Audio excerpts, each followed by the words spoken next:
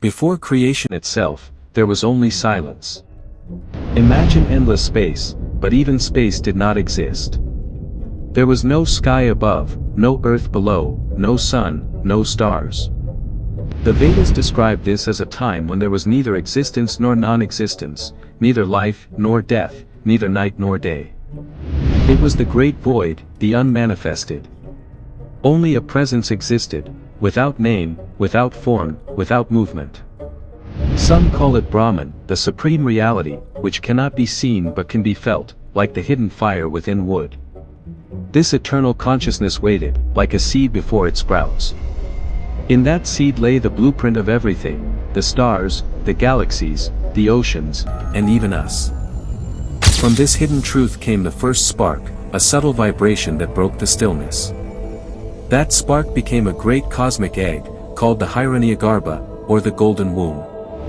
Floating in the endless waters of chaos, this egg carried within it all the possibilities of creation. Inside it were the laws of nature, the rhythm of time, the harmony of sound.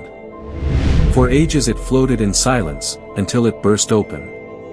From it appeared Narayana, the supreme being, resting on the infinite serpent Ananta, symbol of eternity.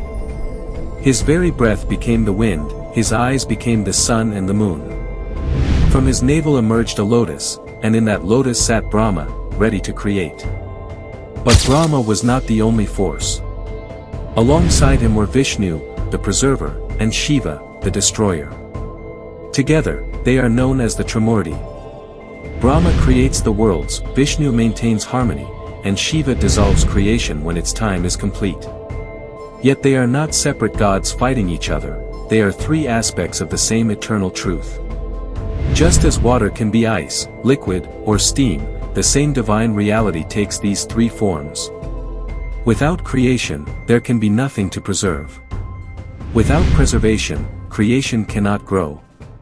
Without destruction, nothing new can begin. This balance is the heartbeat of the cosmos.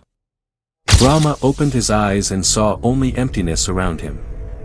He meditated, and from his mind emerged the first beings, the Prajapatis and the Saptarishis, the great sages who would guide creation. From his thoughts came gods, demons, and humans, for all are part of the same divine plan. He then shaped the five elements, space, air, fire, water, and earth. These elements combine to form the mountains, rivers, forests, and sky. The Rigveda sings of the Purusha Sukta, the hymn of the cosmic man, where the universe itself was born from a great sacrifice. From his mouth came speech, from his eyes the sun, from his breath the wind, from his mind the moon, and from his body the earth. Thus, creation itself was seen as a sacred act, where everything is connected to the divine.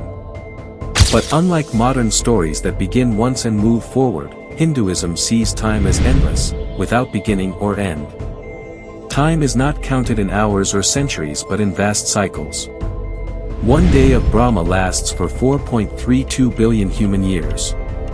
During this day, universes form, stars shine, and living beings evolve. When Brahma sleeps, everything dissolves into the cosmic ocean.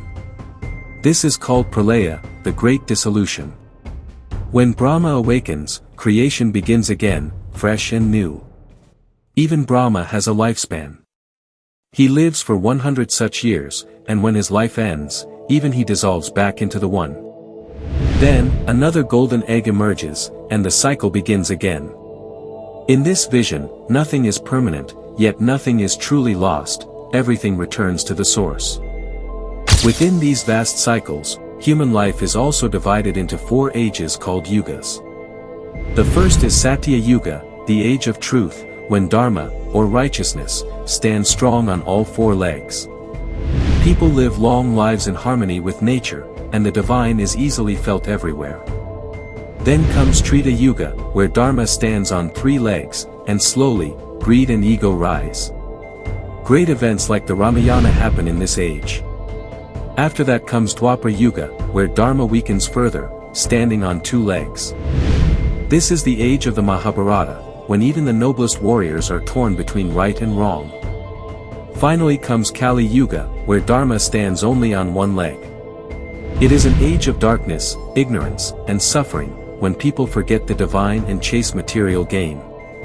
According to the scriptures, we are living in Kali Yuga now. But even this age will end, and the cycle will return to Satya Yuga once again, like the seasons of nature. The universe we see with stars and galaxies is not the only one. Hindu texts speak of Ananta Koti Brahmandas, infinite universes. Just as countless bubbles rise and burst in the ocean, universes appear and disappear in the cosmic waters of Brahman. Each universe has its own cycle of creation and destruction, its own gods and beings. In some universes, time flows differently, in others, life may not look anything like we know. What modern science calls the multiverse, Hindu sages already described as part of eternal reality. They saw creation not as a single event but as an endless dance of infinite worlds. From Brahma's mind and body came the gods who govern the forces of nature. Agni, the fire god, became the messenger between humans and heaven. Varuna ruled over the waters, Vayu over the winds, Surya as the sun, and Chandra as the moon. From his shadow came the Asuras, who often stood against the gods. But unlike the idea of absolute evil, Hinduism sees Asuras as beings of ambition and desire, qualities that live within us all. The constant conflict between Devas and Asuras is not only a cosmic war but also a reflection of the struggle within every human heart. From Brahma also came humans, animals, plants, and every living being. Yet behind all these forms is the same eternal Atman, the soul, which is never born and never dies. Creation is not static, it is a rhythm. The scriptures describe Shiva's dance, the Tandava, as the heartbeat of the cosmos. Every beat of his drum is the sound of creation, every gesture is the flow of energy, every step is the destruction of old worlds. Vishnu, in his cosmic form, sustains balance, and whenever the world tilts too far into chaos, he descends as an avatar, Rama, Krishna, Narasimha, to restore Dharma. Brahma continues to create, guided by the eternal law. Thus, the universe is not just a machine but a living, breathing dance of divine energy.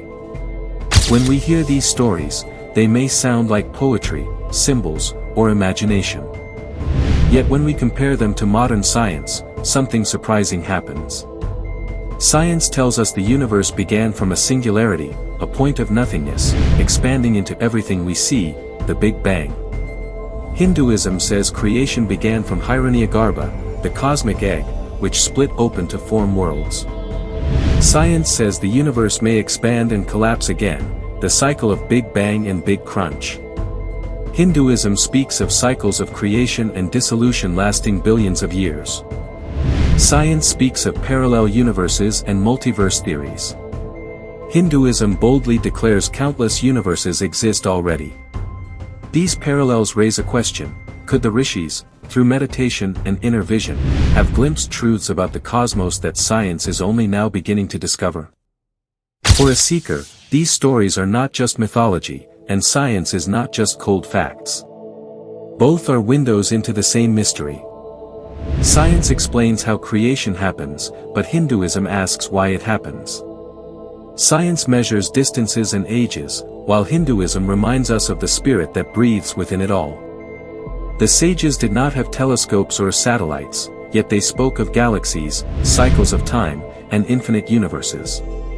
Perhaps they touched the source directly, through silence and meditation. The universe, then, is not just outside us, it is within us. The same cosmic truth that gave birth to galaxies also lives in the human heart. And as seekers, we bow not to blind belief or blind science, but to the endless mystery that calls us to explore, to wonder, and to awaken.